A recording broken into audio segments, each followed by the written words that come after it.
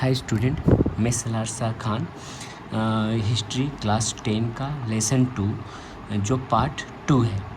तो इसमें next video में मैंने समझा था कि 2.1 में क्या क्या टॉपिक को पढ़ना है और किस तरह से समझाया गया था। मैंने कोशिश किया था समझाने का। तो आज जो है पार्ट 2 सेमेस्टर 1 ही है, मतलब सेमेस्टर इसमें नहीं है, तो चैप्टर 2 ही चल रहा है जो पार्ट 2 चलेगा।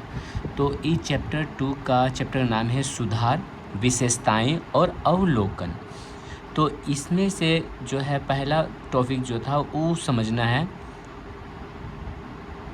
तो पहला टॉपिक क्या था, जैसे कि नेक्स्ट वीडियो में मैंने बताया था कि वामाबोधिनी पत्रिका, हिंदू पेट्रियाट, हुतोम पेचार, नक्शा, नील दर्पण, ग्राम वार्ता, प्रकाशिका, ये 5 पॉइंट्स जो है हम लोग को समझना है और इसका क्वेश्चन आंसर भी कंप्लीट करना है। तो इसका पहला टॉपिक जो है वामाबोधिनी पत्रिका। तो ये वामाबोधिनी पत्रिका जो है वो क्या है, इसके बारे में हम लोग जो है डिटेल्स में पढ़ेंगे। तो इसमें क्या है, सुधार, विशेषताएं और अवलोकन। ठीक, तो इसके बारे में पढ़ेंगे। यहाँ पर क्या है, वामाबोधिनी पत्रिका जो ई क्या है, एक पत्रिका है जिसको प्रकाशन किया गया था। किसके द्वारा प्रकाशन किया गया था, जो मैंने अगले वीडियो में बताया था। तो यहाँ क्या है, वामाबोधिनी पत्रिका जो है, वामाबोधिनी पत्रिका बंगला भाषा में छपने वाली एक मासिक पत्रिका थी। यानी कि वामाबोधिनी पत्रिका जो था एक मासिक, यानी कि महीना में एक बार छपने वाला जो एक पत्रिका था, जिसके कारण जो छपने के बाद लोगों को जागरूकता बढ़ सके, इसलिए जिसका प्रकाशन सन 1863 ईस्वी में उमेश चंद्र दत्त ने आरंभ किया था। तो इसका प्रकाशन का जो एडिटर के रूप में जो कार्य किया था वो कौन किया था, उमेश चंद्र दत्त ने किया था, जो 1863 ईस्वी में। तो ये सबसे इम्पोर्टेंट क्वेश्चन है शॉर्ट क्वेश्चन के लिए कि पूछा जाए कि वामाबोधिनी पत्रिका का प्रकाशन कब और किसने किया था। तो 1863 ईस्वी में इसका प्रकाशन हुआ था और उमेश चंद्र दत्त के द्वारा प्रकाशित किया गया था। उमेश चंद्र इस पत्रिका के प्रथम संपादक थे। यानी कि वामाबोधिनी पत्रिका जो प्रकाशित किया गया था, इसका मुख्य लक्ष्य था कि उस समय जो है बहुत ही कुप्रथा चल रहा था। तो कुप्रथा या अंग्रेजों का शासन चल रहा था, भारतीयों के ऊपर जो है अत्याचारी चल रहा था। तो उस शासन को ख़त्म करने के, लोगों को जागरूकता बढ़ाने के लिए जो है वामाबोधिनी पत्रिका द्वारा लोगों तक पहुँचाया जाता था संदेश को। तो पत्रिका का प्रथम संपादक थे कौन, उमेश चंद्र दत्त प्रथम संपादक था। उन्होंने 44 वर्षों तक इस पत्रिका के संपादन के रूप में कार्य किया। यानी 40 वर्षों तक जो है समाज के कल्याण के लिए पत्रिका के माध्यम से द्वारा वो लड़ाई करता रहा, ठीक ना। उनके बाद यानी कि इसके देहांत हो जाने के बाद उसके जगह में कौन आया, सुकुमार दत्त और तारा कुमार ने वामा पत्रिका के संपादन का कार्य किया। यानी कि अगर उमेश चंद्र दत्त के बाद जो है ये दोनों उस कार्य संपादक को चलाया और लोगों को जागरूक करने के लिए पत्रिका का कार्य को जारी रखा, ठीक है। अगर इसमें क्वेश्चन पूछ सकता है कि वामाबोधिनी पत्रिका का उद्देश्य क्या है। तो वामाबोधिनी पत्रिका का उद्देश्य जो है, वो उद्देश्य को हम लोग यहाँ पर पढ़ेंगे। तो उद्देश्य यहाँ पर दिया है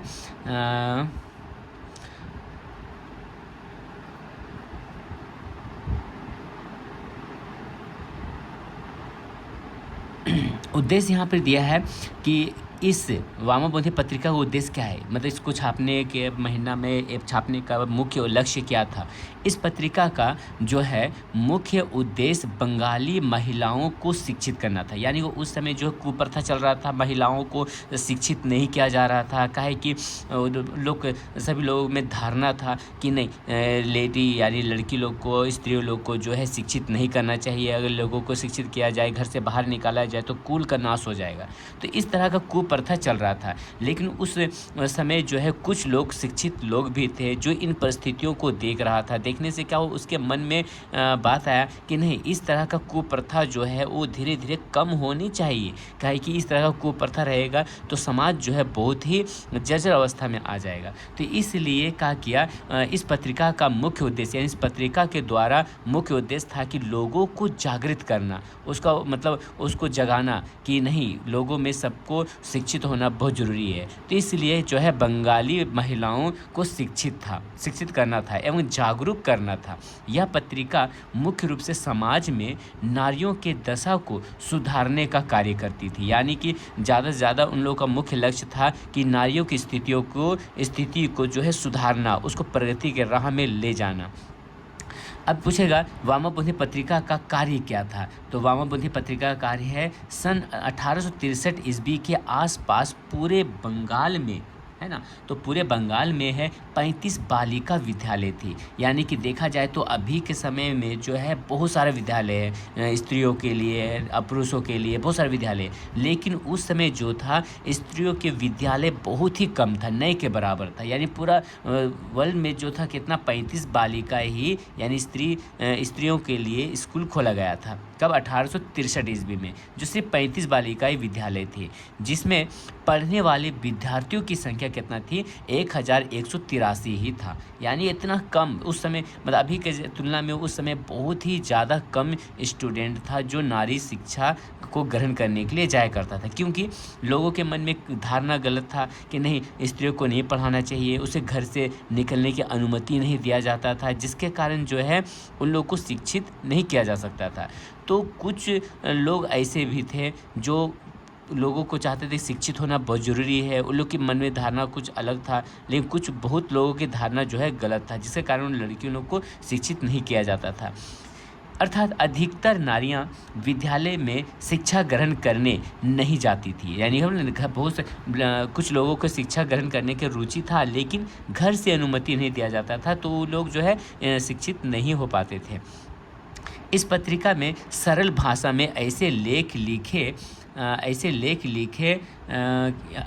लिखे जाते थे जो एक परिवार, एक समाज में नारी के महत्व को दर्शाता था। यानी कि इस पत्रिका के द्वारा लोगों में जागरूकता बढ़ाया गया कि नहीं, स्त्री शिक्षा भी होनी चाहिए, जिसके कारण बहुत कुछ लोग जो है शिक्षा देने के लिए या ग्रहण करने के लिए बहुत ही आगे आए थे। इसका प्रभाव क्या था? अब हम लोग इसका रीडिंग पढ़ेंगे कि वामाबोधि पत्रिका को संपादन के द्वारा जो प्रकाशित किया गया था उसका क्या प्रभाव पड़ा, तो उसका प्रभाव और विशेषता को पढ़ेंगे। तो प्रभाव क्या है, इस पत्रिका में लिखे लेखा को पढ़कर नारियों का आत्मविश्वास बढ़ता था, जिससे वे समाज में अपने अधिकार की मांग करते थे। मतलब देखा जाए कि एक पुरुष है, एक महिला है, दोनों को मन में अगर बोला जाए नहीं, ये कार्य जो है स्त्री नहीं कर सकेगी, बार बार उसको कहे, बाद में उसके दिमाग में बैठाया जाए नहीं, ये कार्य जो है लड़की नहीं कर पाएगी, काम लड़का करेगा, तो क्या हुआ, उसका मन का धारणा जो है, मन छोटा हो जाएगा कि उस कार्य को वो करने के लिए तैयार है, वो कर भी लेगा, लेकिन नहीं, उसके मन में गलत धारणा बढ़ गया कि नहीं, हमसे ये कार्य नहीं होगा। तो इसलिए का धीरे धीरे इस तरह की स्थिति होने के कारण जो है उसके मन में विश्वास हो गया कि हम लोग इस तरह का कार्य नहीं करेंगे। तो इसलिए जो है नारी शिक्षा भी, नारी लोग भी जो है उस कार्य को करने के लिए मतलब उतना उत्सुकता नहीं दिखाते थे। यानी कि उसके मन में तो धारणा बढ़ गया था कि नहीं, हम उसकी तुलना में इस कार्य को नहीं करेंगे। तो इसलिए वामाबोधि पत्रिका के द्वारा लोगों में यह आत्मविश्वास पैदा किया गया कि नहीं, नारी लोग भी जो है पुरुष के तुलना में कार्यों को किया जा सकता है और उसके बराबर के कार्यों को कर सकता है। तो इस तरह से जो है लोगों की धारणा में, बर्ताव में जो है चेंजिंग आया गया। तो उसमें उसके भी मन में क्या आत्मविश्वास भरा गया कि नहीं, वो कार्य जो है नारी लोग भी कर सकते हैं। उसके बाद है विशेषताएं का, यह पत्रिका बंगाल प्रांत की पहली पत्रिका थी जिसने नारियों के जागरण का प्रकाशन किया और वह उससे काफ़ी हद तक सफल भी रही। इस पत्रिका के द्वारा जो था, वामाबोधि पत्रिका जो था, इसके वजह से जो है बहुत लोग सफलता प्राप्त भी किया। तो इस तरह से जो है ये जो पहला क्वेश्चन है, अगर इसमें पूछेगा कि वामाबोधि पत्रिका का वर्णन करो, तो इस तरह से सारा पॉइंट्स को हमको लिखना रहेगा। अगर पूछेगा वामाबोधि पत्रिका का उद्देश्य क्या है, तो सिर्फ उद्देश्य को लिखेंगे। कार्य क्या है तो कार्य को लिखेंगे, प्रभाव होता है तो प्रभाव को लिखेंगे, तो विशेषता पूछेंगे तो विशेषता को लिखेंगे। तो इस तरह से जो है इसको रटना नहीं है, बल्कि इसको अच्छा से समझना है। समझने के बाद इसे अपने पॉइंट्स को खाली याद रखना है, बल्कि बाकी सबको जो है बना के अच्छा से कंप्लीट करना है। तो ये पहला पॉइंट्स जो है अच्छा से क्लियर हो गया। अगर किसी को भी डाउट है या किसी को भी प्रॉब्लम है तो मुझे कमेंट करके बोले कि इसमें समझ नहीं आया, तो उस या इस चैप्टर या दूसरा कोई और चैप्टर समझना है तो मुझे कमेंट करके बोले, तो मैं कोशिश करूँ कि उस वीडियो को भी मैं अच्छा समझा करके मैं पोस्ट कर दूँ। तो ये हो गया पहला पॉइंट। सेकंड पॉइंट जो है हम लोग पढ़ेंगे हिंदू पेट्रियार्ट। तो हिंदू पेट्रियार्ट में भी क्या है, इसमें भी क्या है, हिंदू पेट्रियार्ट में भी पॉइंट्स है, उद्देश्य है, कार्य है, प्रभाव है। तो हिंदू पेट्रियार्ट भी जो है एक प्रकाशक ही था जिसको देश के कल्याण के लिए जो है छापा जाता था। तो इसमें क्या है, हिंदू पेट्रियार्ट में बताया गया है, तो हिंदू पेट्रियार्ट में बताया गया है कि यह एक अंग्रेजी भाषा में छपने वाली साप्ताहिक पत्र था। यानी देखा जाए तो पहले समय में जो पत्र को लिखा जाता था तो बंगला भाषा में, तो उतना लोग जो है उस बंगला को नहीं समझ पाते थे, जागरूक नहीं हो पाते थे। तो उसने हिंदू पेट्रियार्ट में मतलब क्या किया, उस लैंग्वेज को जो है अंग्रेजी भाषा में चेंज किया, जिसके कारण जो है भारत के सभी लोग जो है उस चीज़ को पढ़ सके और समझ सके। तो यह एक अंग्रेजी भाषा में छपने वाला साप्ताहिक पत्र था, यानी सप्ताह में छपने वाला एक पत्र था, जिसका प्रथम प्रकाशन 6 जनवरी 1853 ईस्वी में हुआ। तो इस शॉर्ट क्वेश्चन बहुत ज़्यादा इंपॉर्टेंट है कि इसका प्रकाशन जो है फर्स्ट बार कब हुआ था, तो 6 जनवरी 1853 ईस्वी में हुआ था। इसकी रचना मधुसूदन राय ने किया था। तो इसको भी याद रखना है कि हिंदू पेट्रियार्ट का प्रकाशन कब किया गया था, 1853 ईस्वी में। किसके द्वारा किया गया था, मधुसूदन राय ने किया था। इसके प्रथम संपादक जो है गिरीश चंद्र घोष थे। यह पहला संपादक जो है गिरीश चंद्र घोष ने किया था। यह प्रत्येक बृहस्पतिवार को छपती थी, मतलब सप्ताह में एक दिन बृहस्पतिवार के दिन ही छापा जाता था। 1855 ईस्वी के बाद इस पत्रिका का संपादन का काम हरिश्चंद्र मुखर्जी ने संभाला। यानी 1855 के बाद जो है इस कार्य को किसने संभाला, हरिश्चंद्र मुखर्जी ने संभाला था। तो इस पत्रिका हिंदू पेट्रियार्ट को छापने का मुख्य उद्देश्य क्या था, मतलब इस किस लिए छापा गया, किसके प्रगति के लिए, किसका उत्थान के लिए जो है इसको छापा गया था। तो यहाँ है, यह एक राष्ट्रवाद पत्र था। इस पत्र के प्रकाशन का मुख्य उद्देश्य अंग्रेजी शासन के अपराध का विरोध करना था। यानी कि देखा जाए तो हरिश्चंद्र मुखर्जी चाहते थे कि उस समय जो है 19वीं शताब्दी में जो धीरे धीरे अंग्रेज का शासन पूरा भारत में फैल गया था, और उस समय जो है यहाँ पर जो है अंग्रेज़ों के द्वारा भारतीय जनता पर बहुत ज़्यादा कष्ट दे रहा था, यानी अत्याचार किया जा रहा था। ख़ास तौर पर देखा जाए कि नीलहे गोरों द्वारा, यानी कि यहाँ पे नील अंग्रेज़ों के द्वारा जो है नील की खेती के लिए जबरन किया जाता था। यानी कि देखा जाए तो नील की खेती क्या है, नील की खेती किसको बोलते हैं, नील का मतलब क्या होता है, एक तरह का नील मतलब एक वाइट कपड़ा में नील को जो है कलर को चेंज करने वाला एक उपजाऊ होता है। तो उसका उपजाऊ करने में दिक्कत ये है कि एक बार उस नील की खेती हुआ तो वो खेत में जो है 3-4 साल के लिए जो है उसमें उपजाऊ नहीं होगा, उपजाऊ बंद हो जाएगा, यानी बंजर धरती हो जाएगा वो। तो इससे जो है किसानों लोग को दिक्कत होने लगता था। या यहाँ पर जो किसान जो है अंग्रेज़ लोग जो है वो लोग का ज़बरदस्ती बोलते थे नील का खेती करो, और उसका जो प्रॉफिट होता था उसको बहुत ज़्यादा प्रॉफिट तो ज़्यादा होता था, लेकिन उसमें से बहुत ही कम पैसा जो है किसानों लोग को दिया जाता था, जिसके कारण जो है उसका ठीक से परवरिश नहीं हो पा रहा था, यहाँ तक घर का खर्च भी नहीं चलता था। तो इससे और उसका मतलब जितना भी नील की खेती हुआ उसको क्या हुआ, विदेश में भेज दिया जाता था, और बड़ी मात्रा में पैसा जो है अंग्रेज़ लोग कमाते थे। अब भारतीय किसानों को बहुत कम, नए के बराबर में उसे पैसे दिया जाता था, जिसका कारण जो है उसका घर नहीं सक रहा था। तो इसका खिलाफ जो है अंग्रेज़ भारतीय किसान जो है वो आवाज़ उठाया तो क्या करेगा, तो उससे तो क्या हुआ, उससे तो अंग्रेज़ लोग तो उसका मतलब दबाव कर रहा था, बोल रहा था कि हम खेती नहीं करेंगे, तो खेती नहीं करेगा तो क्या उसके ऊपर ज़्यादा टैक्स लगा देता था, जिसके कारण जो है उसको टैक्स देना नामुमकिन हो जाता, कई गुना बढ़ा दिया जाता था। तो उस टैक्स को कैसे भरेगा, लास्ट में मजबूरन जो है उसको नील की खेती करना ही पड़ता था। तो इसलिए यहाँ पे बोला है नील्हे द्वारा जो है उस पर अत्याचार किया जा रहा था। तो नील्हे गोरों द्वारा नील की खेती न करने पर किसानों पर बड़ा अत्याचार किया जाता था, उससे कई गुना कर वसूला जाता था। इन्हीं सब घटनाओं को समाज के सामने उजागर करने का कार्य यह पत्र करता था। तो यहाँ पर जो देखा जाता था कि अंग्रेज़ों के ऊपर नील की खेती करने के लिए अत्याचार किया जा रहा था, तो अन्य देशों, अन्य लोगों को जानकारी देने के लिए क्या करता था, इस पत्रिका के द्वारा लोगों को जानकारी दिया जाता था कि देखो इस जगह में जो है किसानों के द्वारा नील की खेती की वजह से अत्याचार किया जा रहा था, उस पर शोषण किया जा रहा था। अब इसका यहाँ पे कार्य है नील खेती के बारे में नेक्स्ट चैप्टर में और भी अच्छा डिटेल्स में हम पढ़ेंगे। तो कार्य यहाँ पे क्या है, सन 1857 के महाक्रांति में इस पत्र ने बढ़ चढ़कर हिस्सा लिया। बढ़ चढ़ के मतलब बहुत लोगों ने इसका विरोध किया। अपने लेखों के माध्यम से लोगों को जागरूक करने का प्रयास करती थी, यानी कि इस लेखों के द्वारा जो है भारतीय लोगों को जागृत किया जाता था कि नहीं, तुम अपने हक के लिए जो है लड़ाई करो। इस पत्रिका ने 1857 ईस्वी के क्रांति के नायकों जैसे, मतलब यहाँ पे एग्जाम्पल दिया गया है कि जिस तरह लक्ष्मीबाई, तात्या टोपे, वीर कुंवर ने ये तीनों जो है देश के लिए अपने आप को बलिदान कर दिया, कड़ी से कड़ी मेहनत किया। तो ये तीनों ने एग्जाम्पल देके बताया गया है कि इस तरह से हम लोग अगर 3 लोग जो मिल करके देश के आज़ाद के लिए अंग्रेज़ों के नाक में दम कर दिया, तो हम पूरा भारतीय लोग अगर उठ जाएं तो अंग्रेज़ लोग तो चुटकी में ही वहाँ से क्या हुआ, फरार हो जाएगा। तो इसलिए इस पत्रिका के द्वारा लोगों में जागरूकता किया कि जब ये 3 लोग मिल करके अंग्रेज़ लोग को नाक में दम कर दिया, तो हम लोग पूरा भारतीय व्यक्ति लोग जो उठे तो अंग्रेज़ लोग आराम से यहाँ से निकाला जा सकता है। तो कुंवर के प्रयास को काफ़ी सराहा और अपने लेख के माध्यम से उसकी प्रशंसा की। इसी प्रकार इसने अपने लेखों के माध्यम से नील्हे गोरों का किसानों पर किए गए अत्याचार को भी दिखाया।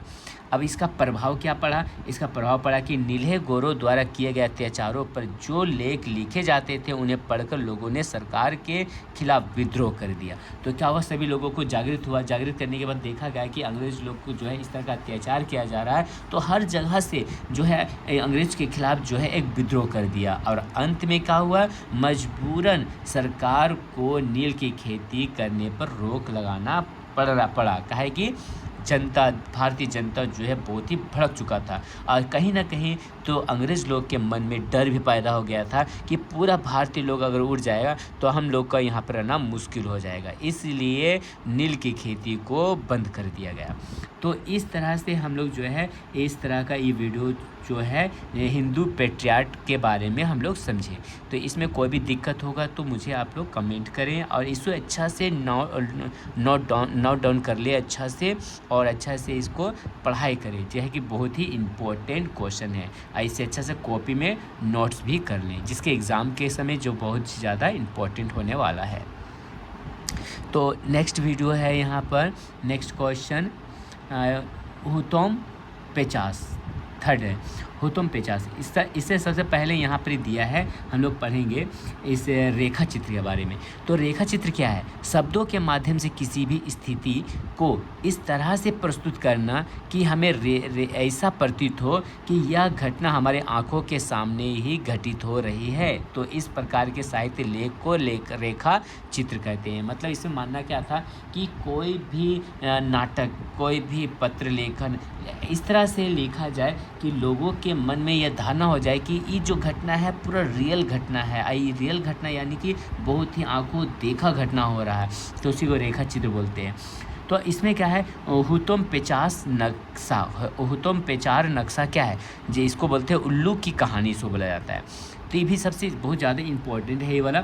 तो यहाँ पे क्या है, सन 1862 ईस्वी में काली प्रसन्न सिन्हा द्वारा प्रकाशित हुतोम पेचार नक्शा एक सामाजिक रेखा चित्र है। यह बंगला भाषा में लिखी एक पुस्तक है। यानी कि देखा जाए जो हुतोम पेचार नक्शा जो है पत्र नहीं है, बल्कि ये एक पुस्तक है, किताब लिखा गया था, जिसमें बंगला में 19वीं शताब्दी के मध्य तत्कालीन समाज का व्यंग्यात्मक चित्रण किया गया है। मतलब इसमें लिखा गया था कि 19वीं सदी में जो है किस तरह का कुप्रथा चल रहा था, किस तरह उसी समय अंग्रेज लोग जो है भारत में शासन किया और जबरन लोगों पर जो है मनमाना ढंग से कार्य करने के लिए उसका ऊपर अत्याचार किया जा रहा था। तो लेखक ने मध्य वर्गीय समाज के लोग धन संपत्ति उपार्जन करने के प्रति लालच और बुरी आदतों का उल्लेख किया। यानी कुछ भारतीय जनता यानी कि लोग जो थोड़ा पैसा वाले जो थे वो लोग जो है अंग्रेज़ लोग के साथ मिल जाते थे और मिल जा कर के कुछ पैसों के लिए लोगों को धोखा भी देते थे, भारतीय लोगों को ही। तो उसको बोलते ज़मींदार लोग। इस वर्ग के लोग संपत्ति इकट्ठा करने के लिए धोखाधड़ी, कुटिलता आदि का मार्ग अपनाने में जरा भी संकोच नहीं करते थे। यानी ज़मींदार लोग जो है वो लोग का हुआ अंग्रेज का तलवा चाटते थे। किस लिए? कि कुछ पैसा मिल जाए, कुछ उसका आमदनी भी मिल जाए या कुछ जगह ज़मीन मिल जाए और उसके द्वारा अंग्रेज़ का सपोर्ट पा करके कुछ किसानों लोग के ऊपर जो है अत्याचार करे और उससे जितना कर लेना था उससे ज़्यादा कर लेकर के अपना प्रॉफिट करे। तो कुछ भारतीय लोग भी ऐसे भी थे, ज़मींदार लोग थे, जो अपने प्रॉफिट के लिए खुद भारतीय किसानों के ऊपर भी अत्याचार करते थे और उसका अंग्रेज़ लोग का जय हजूरी करते थे, यानी कि उस पर तलवार चाटते थे। इस व्यंग्यात्मक खेल में धार्मिक त्योहारों, बाबुआ और साहेब जैसे चरित्रों के माध्यम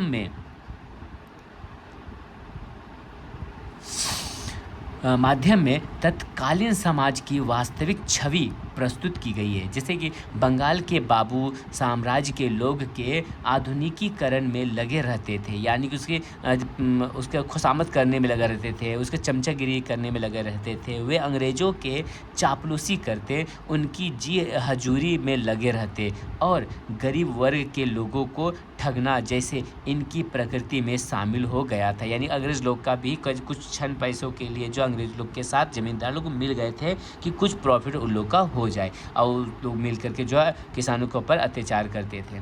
तो ये था ये भी जो है कंप्लीट हो गया। ये वाला जो था हुतोम पेंचार नक्शा। तो हुतोम पेंचार नक्शा क्या है? उल्लू की कहानी जो है। तो ये 3rd नंबर भी हो गया। तो नेक्स्ट क्वेश्चन है नील दर्पण। अब नील दर्पण यहाँ पर लिखा है, सबसे इम्पोर्टेंट है नील दर्पण जो है, अभी बताए थे कुछ थोड़ा सा नील की खेती कैसे किया जाता है इसी तरह का। तो नील दर्पण है, तो नील दर्पण एक नाटक है। मतलब देखा जाए कि नील की खेती के वजह से जो है लोगों पर अत्याचार हो रहा था, तो उसने सोचा कि काहे ने नील के मतलब दर्पण के एक नाटक बनाया जाए जिससे लोगों को जागृत किया जाए कि किस तरह से उन लोग के ऊपर जो अत्याचार किया जा रहा है। तो यहाँ पर बताया गया है नील दर्पण एक नाटक है जिसकी रचना दीनबंधु मित्र ने की थी। तो हमेशा इस शॉर्ट क्वेश्चन में भी याद रखना कि नील दर्पण एक नाटक है, इसकी रचना किसने किया था? दीनबंधु मित्र ने किया था। बंगाल में नील की खेती होती थी, किसानों को नील की खेती से बड़ा नुकसान होता था, ठीक ना। तो बुक में जो है बुक से थोड़ा इजी वर्ड करके लिखा गया है, समझा के लिखा गया है, इसलिए इसे अच्छा से याद कर लेना है। तो नील के नुकसान होता था, परंतु नील फैक्ट्री वाले अंग्रेज उन्हें नील की खेती करने के लिए बाध्य करते थे। यानी कि उस पर ज़बरदस्ती करता था कि तुम इसको नील की खेती करो, भले किसान लोग के पास कुछ पैसा बचे ना बचे। यानी कि अंग्रेज़ लोग को तो प्रॉफिट हो रहा है, वो अपना फ़ायदा के लिए जो है अंग्रेज़ लोग को किसानों लोग से जबरन खेती कराता था। जो किसान नील की खेती करने से मना करते थे उन पर कई गुना कर लगा दिया जाता था, मतलब उस पर टैक्स लगा दिया जाता था। तो टैक्स अगर लगा देगा और उसका खेत में उपजाऊ भी नहीं हो रहा, जो टैक्स को भरेगा, तो इसलिए मजबूरी में नील की खेती करना पड़ता था कि कुछ भी पैसा मिले जिसके कारण अपना पेट को पाल सके। और उनको शारीरिक यातनाएं झेलनी पड़ती थी। तो उसको टैक्स लगा देता था, टैक्स लगाने के बाद उसको बहुत सारा कठिनाइयों का सामना करना पड़ता था, उसको मारा जाता था, उसके परिवारों को तंग किया जाता था। तो इस तरह से घटनाओं से लाचार हो जाता था भारतीय किसान। सरकार और अदालत में भी कोई मदद नहीं मिलती, उल्टा जब ये शिकायत करते तो इन्हें ही दंड दिया जाता था। और मान लिया किसी इस परेशानियों से जूझता हुआ अगर कोर्ट जाए या वहाँ के लोगों से बात करे, अदालत जाए, तो अदालत भी जो है किसके पक्ष में? अंग्रेज़ के पक्ष में। वो अदालत भी तो अंग्रेज़ ही था, तो उल्टा ही उस किसान को ही डांट दिया जाता था, उसको ही दंड दिया जाता था, जिसके कारण जो है अदालत जाने से भी कोई फ़ायदा नहीं था। तो इसलिए चारों बगल से जो है किसान लोग मजबूरी से घिर गया था। लास्ट में उसे मजबूरी का फ़ायदा उठाता था, यानी कि मजबूरन जो है उसको खेती करना ही पड़ता था। इसी सब से तंग आकर नील कृषकों ने 1858 ईस्वी में विद्रोह कर दिया। तो नील किसानों ने जो है अंत में क्या किया जाएगा, जब उसको कुछ प्रॉफिट ही नहीं हो रहा, कुछ खाने के लिए उसको मिल नहीं रहा है, तो लास्ट में किसी से सपोर्ट मांग रहा है तो वो भी जो है उसको दंड दे रहा है। तो इस तरह से क्या करेगा, लास्ट में दीनबंधु मित्र जब कृषकों पर हो रहे अत्याचार को देखा तो उससे रहा नहीं गया और उनको न्याय दिलाने के प्रयास से सन 1860 ईस्वी में नील दर्पण नामक एक नाटक की रचना किया। जब देखा उसको कोई इंसाफ नहीं मिल रहा तो दीनबंधु मित्र ने कहा एक नाटक बनाया जिसमें नील कृषकों पर नील्हों द्वारा, यानी किसानों के ऊपर नील्हों द्वारा यानी कि अंग्रेज़ों के द्वारा जो है अत्याचार का किया जा रहा था। तो इसलिए अत्याचार का सजीव चित्रण मिलता है। इस नाटक के प्रकाशन से कृषकों का आवाज़ भारत के कोने कोने तक पहुंची, जिससे कई लोगों ने अंग्रेज़ों का समर्थन किया। बहुत सारे लोग जो है अंग्रेज़ों का समर्थन किया, उसका साथ दिया, है ना, साथ दिया। सब लोग जो है नाटक के द्वारा जो है सब लोग को जागृत हुआ कि नहीं, किसानों के ऊपर बहुत ज़्यादा बुरा हो रहा है। इसलिए वो क्या किया, सब लोग जो है एक साथ जो है आवाज़ उठाया। इस नाटक की लोकप्रियता देखकर, यानी कि एकता को देखकर अंग्रेज़ लोग कहीं ना कहीं जो है भड़क जाए, यानी कि डर गए। माइकल मधुसूदन दत्त ने इसका अंग्रेज़ों में अनुवाद किया। अब देखा जाए तो एक तो नाटक बनाया गया, साथ ही साथ का माइकल मधुसूदन दत्त ने क्या किया, इस नाटक को अंग्रेज़ी में अनुवाद कर दिया। यानी जो लोग जहाँ तक जिसके पास ये नाटक नहीं पहुँचा, और लोगों के पास जो है पहुँच गया। जेम्स लोग ने इसका प्रकाशन किया, जिसके कारण भारत के बाहर भी देखा जाए तो वहाँ अंदर तक ही इसका प्रकाशन हुआ था, सब लोग देखा था। यहाँ तक जब अंग्रेज़ी में प्रकाशन हो गया तो क्या हुआ, ये जो है नाटक जो है बाहर देशों तक भी फैल गया, बाहर भी इन नील्हे के अत्याचारों की खबर फैल गई। अंत में दबाव के कारण मजबूरन अंग्रेज़ी सरकार को नील की खेती रोकनी पड़ी। यानी कि देखा जाए तो उसमें अंग्रेज़ी यानी जनता का जो है जीत हुआ था। कहीं ना कहीं अंग्रेज़ लोग भी डर गए थे कि भारतीय एकता को देखकर। तो अब नेक्स्ट वीडियो जो है हम लोग देखेंगे जो है 5, लास्ट वीडियो जो है 5 नंबर। इसको बोला जाता है ग्राम वार्ता प्रकाशिका। ग्राम वार्ता प्रकाशिका, तो ग्राम वार्ता प्रकाशिका का प्रथम प्रकाशन कंगाल हरिनाथ मजुमदार के द्वारा सन 1863 ईस्वी के अप्रैल महीने में हुआ था। तो इसका जो प्रकाशन जो किया गया था 1863 ईस्वी में, किसके द्वारा, कंगाल हरिनाथ मजुमदार के द्वारा, तो अप्रैल महीने में हुआ था। यह एक साप्ताहिक पत्र है, यानी सप्ताह में एक बार छपने वाला एक पत्र है, जो बंगला भाषा में छपती थी। इसमें साहित्य, दर्शन, विज्ञान और संबंधित लेख छपते थे।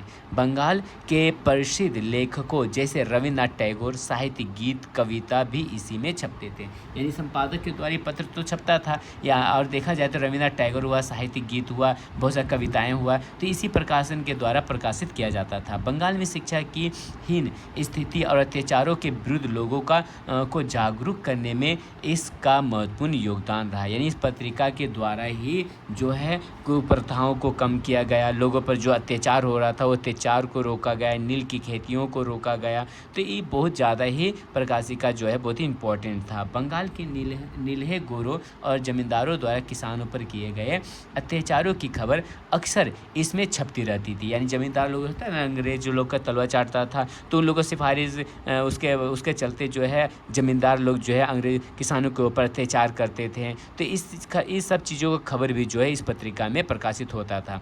बंगाल के गरीब लोगों का अंग्रेजी सरकार किस तरीके से शोषण कर रही है, इसका सजीव उल्लेख इसमें छपते थे।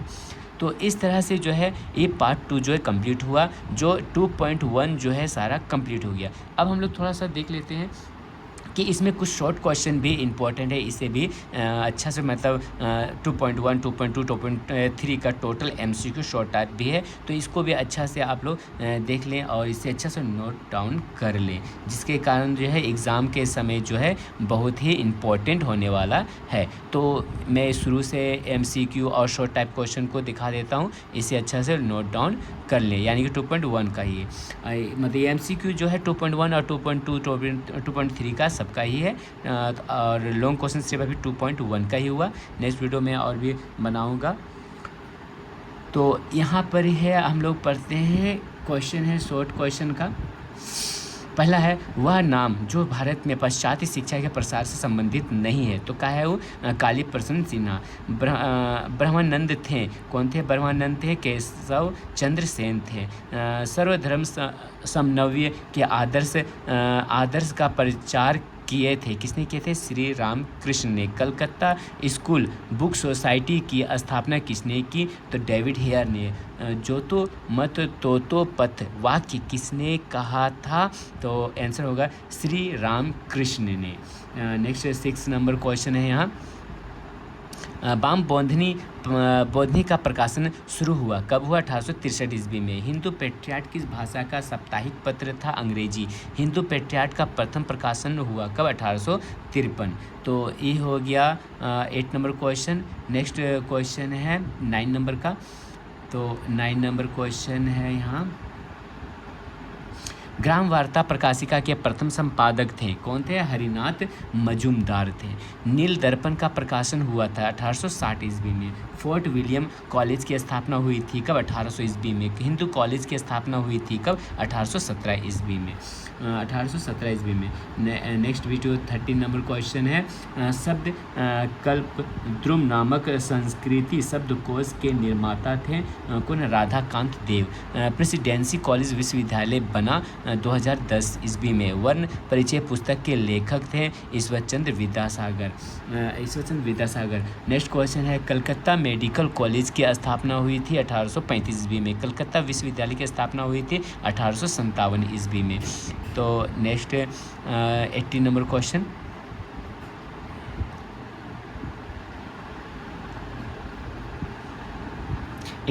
है, आत्मीय सभा की स्थापना हुई कब हुई? 1815 ईस्वी में। सती प्रथा पर रोक लगी कब? 1829 ईस्वी में। ब्रह्मा समाज की स्थापना हुई थी 1830 ईस्वी में। यह युवा बंगाल के संस्थापक थे देरोजियो। नेक्स्ट है क्वेश्चन 22 नंबर की, विश्व धर्म परिषद शिकागो का आयोजन हुआ था 1893 ईस्वी में। बेलूर मठ की स्थापना हुई 1896 ईस्वी में। एशियाटिक सोसाइटी की स्थापना हुई 1784 ईस्वी में। काला ज्वार दवा की खोज किसने की? उपेंद्र नाथ ब्रह्मचारी ने। आनंद मठ उपन्यास के लेखक हैं तो दीनबंधु मित्र हैं। वामा बोधि पत्रिका के संपादक आरंभ किया था तो उमेश चंद्र दत्ता ने। हिंदू पेट्रियाट समाचार पत्र था, कौन? साप्ताहिक था। हिंदू दीनबंधु मित्र द्वारा रचित एक नाटक है नील दर्पण है। नील दर्पण। और 30 नंबर क्वेश्चन है यहाँ,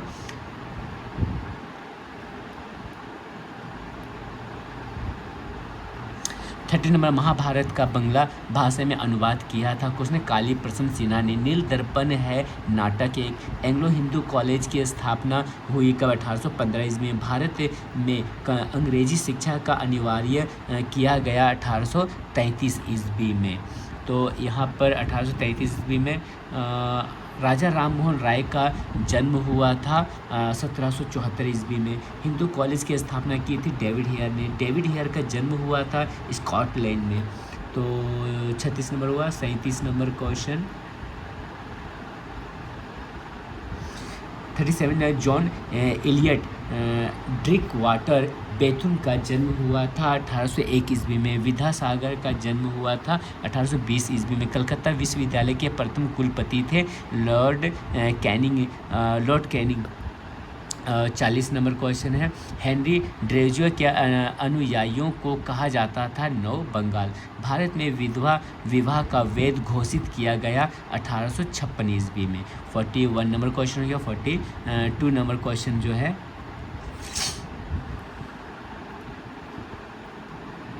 42 नंबर क्वेश्चन है, बड़ा आंदोलन आरंभ हुआ 1828 ईस्वी में। आदि ब्रह्म समाज की स्थापना की देवेंद्रनाथ टैगोर ने। रामकृष्ण परमहंस का जन्म हुआ था 1836 ईस्वी में। रामकृष्ण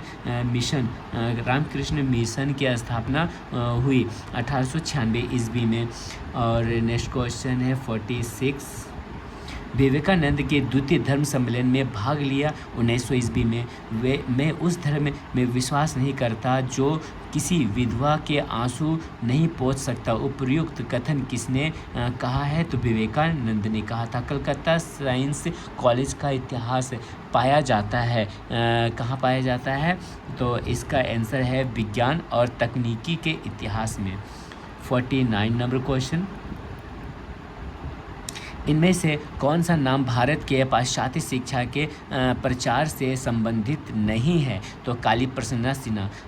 ब्रह्मानंद थे, कौन थे? केशव चंद्र सेन। सर्वधर्म समन्वयता के विचार के प्रतिपादक थे रामकृष्ण, तो यहाँ रामकृष्ण है।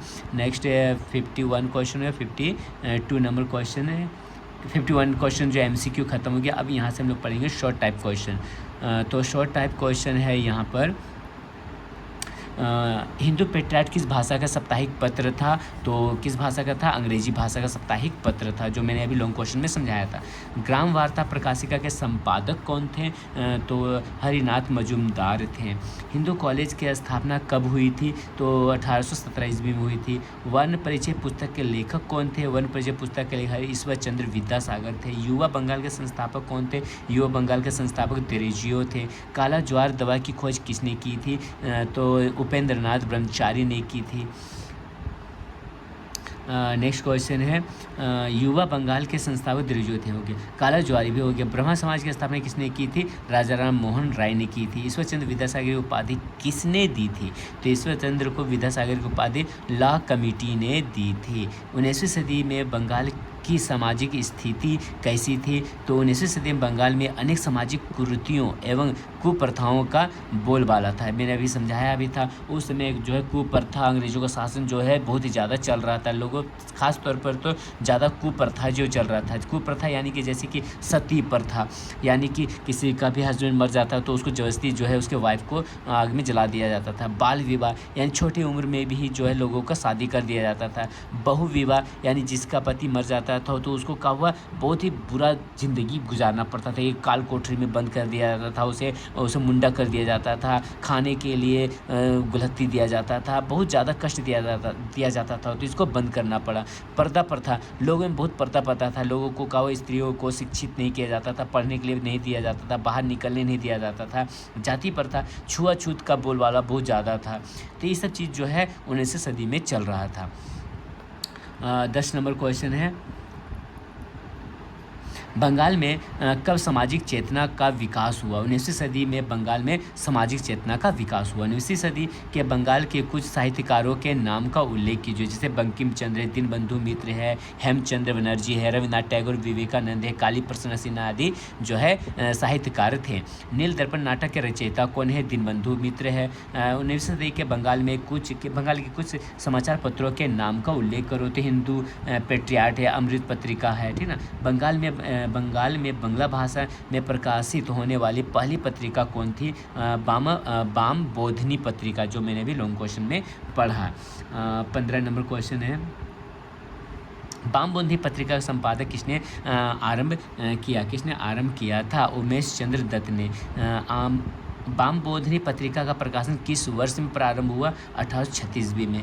बाम बोधनी पत्रिका का प्रधान विषय क्या था? नारी उत्थान, यानी कि ज़्यादा पत्रिका प्रधान विषय था क्या चीज़? नारियों लोग को ऊंचा उठाना, कुप्रथाओं से उसको क्या हुआ, ऊंचा निकालना उसको, ये ज़्यादा इम्पोर्टेंट था। 17 हो गया। 18 नंबर क्वेश्चन है, तो 18 नंबर क्वेश्चन है, बाम बोधनी पत्रिका किन किन भाषाओं में प्रकाशित होती थी? तो बंगला भाषा में, संस्कृत भाषा में प्रकाशित होती थी। हिंदू पेट्रियाट क्या था? हिंदू पेट्रियाट एक साप्ताहिक समाचार पत्र था। हिंदू पेट्रियाट समाचार पत्र का प्रकाशन कब आरंभ हुआ था? 6 जनवरी 1853 ईस्वी को हिंदू पेट्रियाट समाचार पत्र का प्रकाशन शुरू हुआ था। हरिश्चंद्र मुखर्जी हिंदू पेट्रियाट समाचार पत्र के मालिक कब बने? 1855 ईस्वी में। काली प्रसन्न सिन्हा कौन थे? काली प्रसन्न सिन्हा बंगाल के एक प्रसिद्ध लेखक, नाटककार एवं जनसेवक थे। देश के कल्याण करने वाले लोग थे। महाभारत का बंगला भाषा में अनुवाद किसने किया था? काली प्रसन्न सिन्हा ने किया था। 23 नंबर हो गया। 24 नंबर क्वेश्चन है, हुतुम पंचार नक्शा पुस्तक के लेखक कौन थे? काली प्रसन्न सिन्हा है। नील दर्पण नाटक के क्या दर्शाया गया था? नील दर्पण नाटक में नील की खेती करने वाले किसानों के दुर्दशा को दर्शाया गया था। दीनबंधु मित्र का जन्म कब हुआ था? 1829 ईस्वी में। दीनबंधु मित्र के पिता का नाम क्या था? फलाचंद मित्र था। कौन किसानों से जबरन नील की खेती करवाते थे? अंग्रेज लोग कराते थे। तो ये हो गया 29 नंबर क्वेश्चन। अब देखना है, नील दर्पण नाटक का अंग्रेजी भाषा में रूपांतरण किसने किया था? माइकल मधुसूदन दत्त ने किया था। ग्राम वार्ता प्रकाशिका क्या था? समाचार पत्र था। ग्राम वार्ता प्रकाशित का प्रकाशन कब आरंभ हुआ था? अप्रैल 1863 ईस्वी में। ग्राम वार्ता प्रकाशित में किस प्रकार के लेख छपते थे? ग्राम वार्ता प्रकाशिका में मुख्य रूप से साहित्यिक, दार्शनिक एवं विज्ञान संबंधी लेख छपते थे। ग्राम वार्ता प्रकाशित समाचार पत्र से जुड़े कुछ लेखकों के नाम लिखो तो रविन्द्रनाथ टैगोर, मीर मोशर्रफ हुसैन, जलघर सेन आदि। 34 नंबर क्वेश्चन है, 19वीं सदी के बंगाल में शिक्षा के संबंध में कौन सी विचारधाराएं थी? तो आंगलवादी एवं प्राच्यवादी। सर्वसाधारण शिक्षा की आम समिति की नियुक्ति कब हुई? 1823 ईस्वी में। सर्वसाधारण शिक्षा की आम समिति की नियुक्ति का उद्देश्य क्या था? सर्वसाधारण शिक्षा की आम समिति का उद्देश्य शिक्षा का माध्यम निश्चित करना था।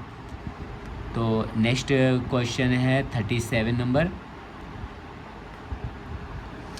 तो 19वीं सदी के बंगाल में आलंगवादी शिक्षा का नेतृत्व कौन कर रहा था? Lord Macaulay. 19वीं सदी के बंगाल में प्राच्यवादी शिक्षा का नेतृत्व कौन कर रहा था? Doctor Wilson.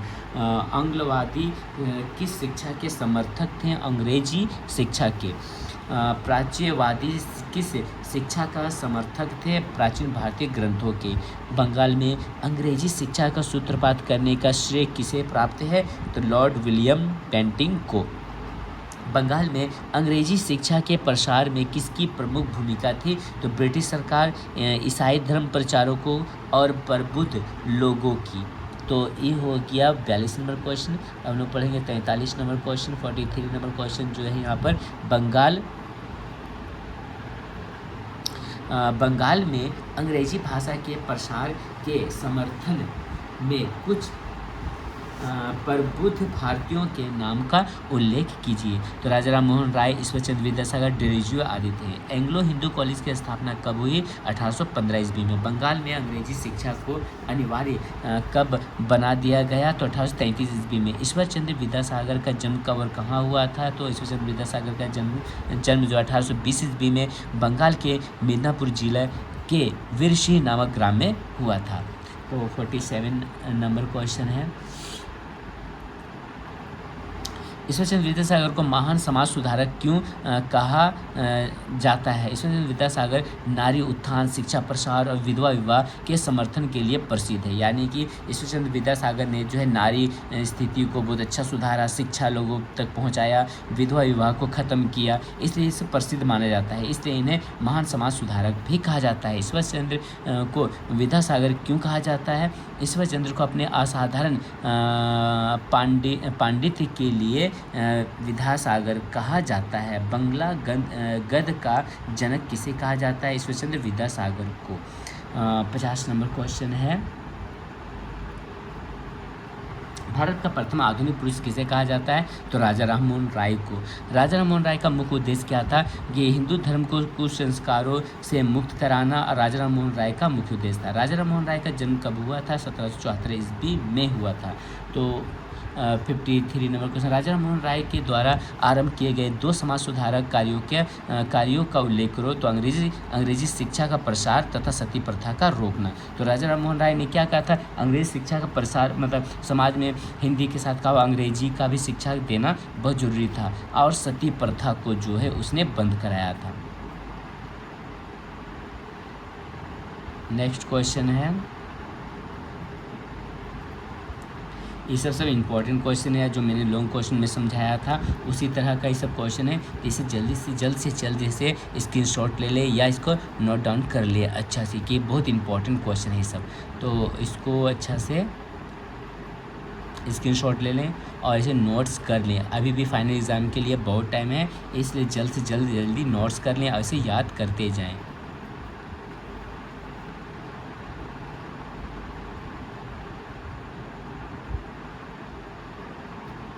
Next question,